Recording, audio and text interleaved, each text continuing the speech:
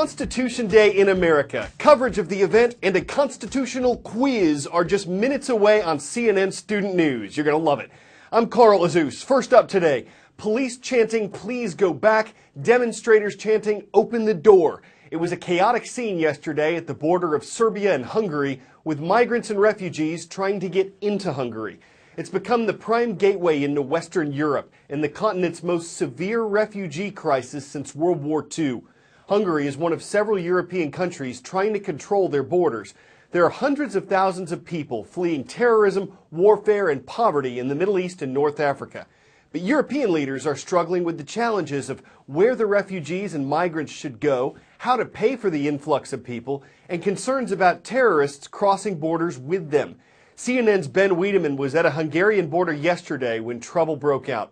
We were up on the gate that separates Serbia and Hungary, and of course there's been a tense standoff for several hours there as people were pushing at the gate to try to get it to come down so they could go into Hungary. Now, after a little while, and it's still going on now, people are throwing bottles and apples and other objects in the direction of the Hungarian Special Terrorism Police, riot police, and afterwards they fired back with tear gas, and then you can see a water cannon is now being fired as well. And of course, among the crowd, there are many children, many women who are very close to that area. So there are a lot of people who were overcome with this tear gas, which is quite strong. And of course, we've heard them all day chanting at that gate, "Open the door, open the door." And as far as the Hungarian authorities go, that's simply not going to happen. Up next today, a report card for American fast food restaurants. They were graded on whether their meat suppliers use antibiotics on animals. The U.S. Food and Drug Administration approves the use of antibiotics in the food supply. Supporters say it keeps our food supply safer, decreasing the chances that people will be exposed to bacteria from meat.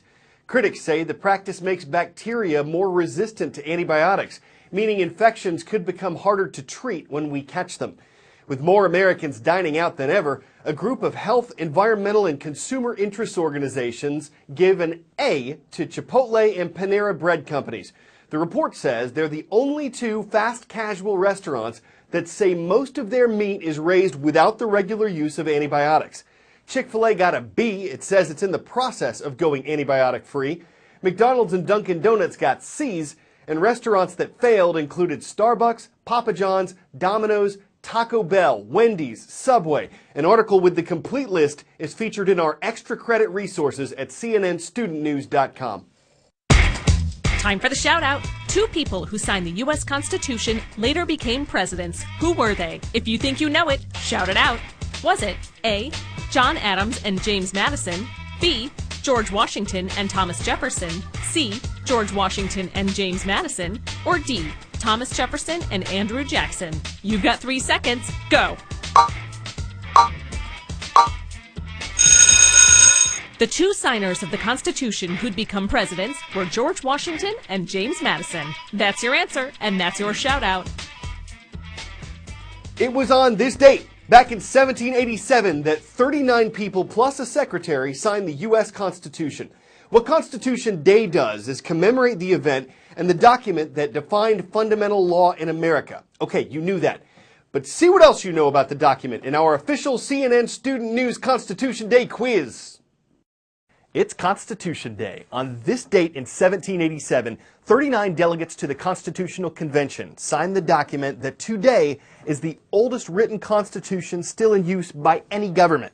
We're finding out how much you know about the U.S. Constitution, starting with some fun true or false questions. All right, number one. The word democracy appears in Article 1 of the U.S. Constitution. Answer: false. The word democracy doesn't actually appear anywhere in the document. Next, Benjamin Franklin was the oldest person to sign the Constitution. This is true. He was 81 and in declining health, so he needed someone to help him sign it. And it's said that as he did, tears were streaming down his face. 3. Some delegates to the convention refused to sign the Constitution. Answer: true. Of the 6 delegates who did not sign, 3 of them, Edmund Randolph and George Mason of Virginia and Elbridge Gerry of Massachusetts, refused to do so, partly because the Constitution didn't have a Bill of Rights. Those amendments guaranteeing individual liberties were proposed 2 years later. Since the ratification of the Bill of Rights in 1791, how many additional amendments have been added to the Constitution? Is the answer 7, 10, 12, or 17? If you said D, 17, you got it. That last amendment, the 27th, says that a pay raise for members of Congress cannot take effect until after an election. Now, which branch of the U.S. government is mentioned first in the Constitution? Is it the legislative, judicial, or executive? Answer A. The legislative branch's powers are laid out in Article 1 of the Constitution. This is the branch that includes the House of Representatives and the Senate, and it's charged with making the laws that govern the country. Finally, where can you find the original copy of the Constitution? Is it in Fort Knox, Kentucky, the Library of Congress, the Smithsonian Institution, or the National Archives? Answer D. The National Archives building in Washington, D.C. To preserve the quality of the document, it is kept at 67 degrees Fahrenheit and 40% humidity. And you could say that fascinating fact constitutes our Constitution Day quiz.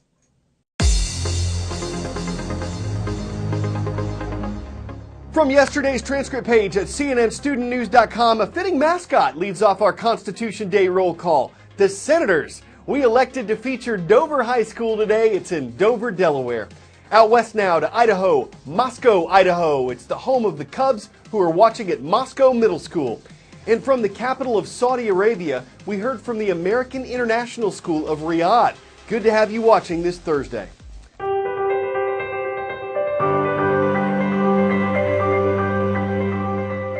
Thanks to a nonprofit organization called Our House, more than 350 young men from the Washington, D.C. area are getting a second chance. The program began more than 20 years ago, teaching them, literally, tools of the trade. The man who started it is today's character study. When I was a special ed teacher, I taught carpentry to high-risk kids. During the daytime, they would catch on, you'd see that spark. Then they'd go home at nighttime, they would get erased. The tears you would see, the anguish they would go through. I saw a real need. And that's when the idea hit me. Don't let them go home. The morning meal is now being served. We provide Gentlemen, good morning. residential setting for young men. Ready for a rip-roaring day of work? During the day, they learn trades. What I'd like to do. And at nighttime, they get their high school education. We take on a lot of tough cases from foster care to the court system. Go ahead, you I'm want to try impressed. it?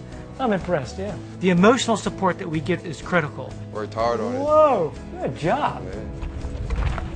The grounds are wide open, fields, trees, chickens, animals. It is not a lockup. Tyler, what is this you're making? This facility becomes a home to many of them. When they leave, we try to help them find a job and a place to live. Anything they need, we make sure that they have. The program changed my life in every way. I'm currently enrolled in college. I feel like I'm going from the bottom to the top. Benny gave me the tools to build my future. I decided to come back and work with youth just like other people work with me. I don't want to see any more kids fall through the cracks. And if I can give them an opportunity to turn their lives around, to step forward, that's my life's work.